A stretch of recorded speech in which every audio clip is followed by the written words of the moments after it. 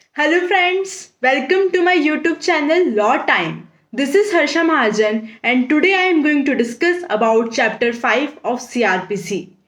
Chapter 5 of CrPC arrest of persons की बात करता है।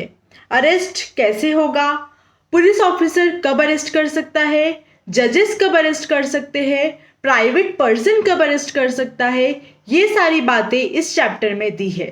सेक्शन 41 से सेक्शन 60A तक ये चैप्टर है। ये बहुत ही वास्ट चैप्टर हो जाता है और एग्जाम में इससे रिलेटेड क्वेश्चन आते ही आते हैं। सेक्शन बेस्ड क्वेश्चंस भी बहुत ज़्यादा आते हैं।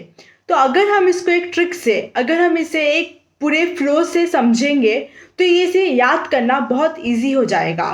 तो इसके लिए मैंने एक छोटा सा चार्ट बनाया है, तो let's get started. Chapter 5 arrest of persons की बात करता है। ये सेक्शन 41 से सेक्शन 60A तक है। सबसे पहले आता है सेक्शन 41। 41 कहता है व्हेन पुलिस में अरेस्ट विदाउट वारंट। सबसे पहले पुलिस विदाउट वारंट कब अरेस्ट कर सकती है ये बताया है 41 में। ये कॉग्निजेबल केसेस है। फिर है 41A, ए से अपीयरेंस। इसको हम ए से अपीयरेंस याद करेंगे, ये 2008 के अमेंडमेंट से आया था। बी से हम याद करेंगे procedure of arrest and duties of officer making arrest, तो इन बी वाला को हम याद करेंगे प्रोसीजर। सी से कंट्रोल रूम। डी से राइट ऑफ एडवोकेट। यहाँ तक हो गया। फिर 42 में बताया है arrest on refusal to give name residence. अगर 42 में अगर नॉन कॉग्निजेबल केसेस में भी अगर पुलिस ऑफिसर अरेस्ट कर सकता है तो कर सकता है। अगर वो अपना नाम या पता नहीं बताता है सही, या पुलिस ऑफिसर को ऐसा सस्पिशन होता है कि वो राइट नेम नहीं बता रहा है, तो वो अरेस्ट कर सकता है सेक्शन 42 में। 43 में प्राइवेट पर्सन कर सकता है। 44 में मजिस्ट्रेट। 45 में आर्म्ड फोर्सेस के पुलिस ऑफिसर भी अरेस्ट कर सकते हैं। 46 में बताया है कि अरेस्ट की प्रोसीजर क्या है, अरेस्ट हाउ मेड, ये 46 में बताया है। इसके बाद आता है सेक्शन 47 ये बताता है search of place entered by person sought to be arrested. 47 में अगर कोई पर्सन भागने की कोशिश कर रहा है तो उस प्लेस का सर्च किया जा सकता है जहाँ पे ऐसा सस्पिशन है कि वहाँ पे वो पर्सन है। किसी भी प्लेस में जाके पुलिस ऑफिसर सर्च कर सकती है पर्सन को ढूंढने के लिए, उसको अरेस्ट करने के लिए। सेक्शन 48 बोलता है pursuit of offenders into other jurisdiction. 47 में उसने सर्च किया और अदर जुरिस्डिक्शन में जाके भी 48 में वो क्या कर सकता है, अरेस्ट कर सकता है। मतलब ऑल ओवर इंडिया में वो कहीं भी जाके अदर जुरिस्डिक्शन में भी अरेस्ट कर सकता है। 49 बोलता है नो अननेसेसरी रिस्ट्रेंट, तो इसको हम 9 से करेंगे नो अननेसेसरी रिस्ट्रेंट। उसको जितना अरेस्ट करने की ज़रूरत है उतना ही रिस्ट्रेंट करेंगे, उससे ज़्यादा अरेस्ट नहीं करेंगे। मीन्स हैंड कफिंग वगैरह नहीं करेंगे जब तक की ज़रूरत नहीं पड़ती है।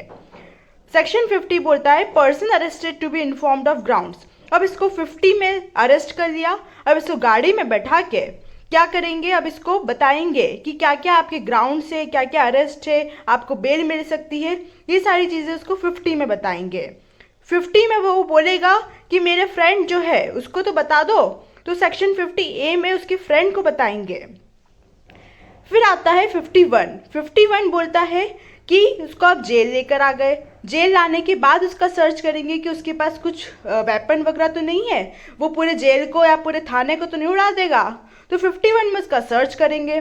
51 में अगर उसके पास कुछ मिलता है, ऐसा कुछ ऑफेंसिव वेपन मिलता है, लाइक कुछ बॉम्ब वगैरह या ऐसे कुछ वेपन मिलता है, गन, तो उसको क्या करेंगे, अरेस्ट कर लेंगे, उस वेपन को सीज कर लेंगे सेक्शन 52 में। 52 के बाद है सेक्शन 53A और 54। 53 बोलता है examination of the accused by medical practitioner. अब उसका पूरा मेडिकल प्रैक्टिशनर क्या करेगा, एग्जामिनेशन करेगा कि उसको कहाँ कहाँ पे चोट आई है, कहाँ कहाँ पे पहले से इंजरी है, जिससे कि वो जब जज साहब के पास जाएगा तो वो बताएगा कि मुझे पुलिस ऑफिसर ने टॉर्चर किया तो नहीं, मारा तो नहीं। वो 53 में बताने के लिए पहले से उसका एग्जामिनेशन करेंगे कि पहले से उसको कहाँ कहाँ पे चोटें थी। 53A में है पर्सन अक्यूज्ड ऑफ रेप। इसका मेडिकल एग्जामिनेशन होगा जो कि रेप के लिए क्या है, अक्यूज्ड है। 54 में examination of the arrested person by magistrate medical officer. इसमें क्या होगा, जो भी अरेस्टेड पर्सन है फिर उसका मेडिकल एग्जामिनेशन होगा। यहाँ पे क्या हो रहा है, अक्यूज्ड का होगा पहले, फिर बाद में क्या होगा, अरेस्टेड पर्सन का मेडिकल एग्जामिनेशन होगा। ये है 53, 53A और 54। Next is 54A। 54A आया है 2005 के अमेंडमेंट से। इसमें बोला है आइडेंटिफिकेशन परेड। अब इसको अरेस्ट तो कर लिया, अब आइडेंटिफिकेशन परेड किया जाएगा, विक्टिम को बुलाया जाएगा कि क्या ये वही पर्सन है जिसको हमने अरेस्ट किया है, सही पर्सन है कि नहीं है। तो इसमें सारे आइडेंटिकल पर्सन्स को एक साथ खड़ा करेंगे और फिर उसका आइडेंटिफिकेशन परेड करेगा, विक्टिम आइडेंटिफाई करेगा कि ये सही पर्सन है कि नहीं है। 55 बोलता है कि जो पुलिस ऑफिसर है वो अपने जो पावर्स है, जो अरेस्ट करने का जो पावर है, वो अपने सब ऑर्डिनेट ऑफिसर को भी डेलीगेट कर सकता है। सर अगर बहुत ज़्यादा बिजी होंगे तो वो अपने ऑफिसर को डेलीगेट कर देंगे पावर, ये कहता है सेक्शन 55। नेक्स्ट है 55A, हेल्थ एंड सेफ्टी। अब हेल्थ एंड सेफ्टी का उसका ध्यान रखेंगे कि उसकी हेल्थ और सेफ्टी सही से है कि नहीं है, ये सेक्शन 55A है। 56, अब पूरी अरेस्ट की प्रोसीजर हो गई, अब कहाँ जाएंगे, तो मजिस्ट्रेट साहब के पास जाएंगे। सेक्शन 56 में मजिस्ट्रेट के पास जाएंगे। 57 बोलता है कि कब जाएंगे, तो 24 आवर्स के विद इन जाना है, विद इन 24 आवर्स जाना बहुत ज़रूरी है। 58 बोलता है कि जो भी अगर कुछ एप्रीहेंशन वगैरह है कि ये बहुत ही सीवियर नेचर का ऑफेंस है, बहुत ही ज़्यादा डेंजरस पर्सन है, इसलिए इसका 58 में क्या करेंगे, कलेक्टर को, डीएम को उसका जो भी एप्रीहेंशन है कि हमारे सिटी में इतना एक खूनखार ऑफेंडर मिला है, तो उसको बताएंगे कि 58 में ये कलेक्टर को बताएंगे कि हमारे क्या है, एप्रीहेंशन है, यहाँ पे क्या है, डर है कि हमारे सिटी में इतना बड़ा अक्यूज्ड घूम रहा है और हमने उसको अरेस्ट कर लिया है।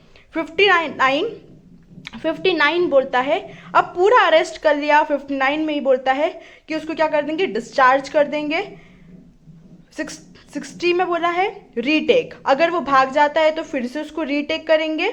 और 60A बोलता है कि ये जो भी चैप्टर है, चैप्टर 5 जो है, इसको स्ट्रिक्टली फॉलो किया जाएगा, बहुत अच्छे से फॉलो किया जाएगा, इसके जो भी प्रोविजंस है इसको पूरे स्ट्रिक्ट वे में फॉलो किया जाएगा।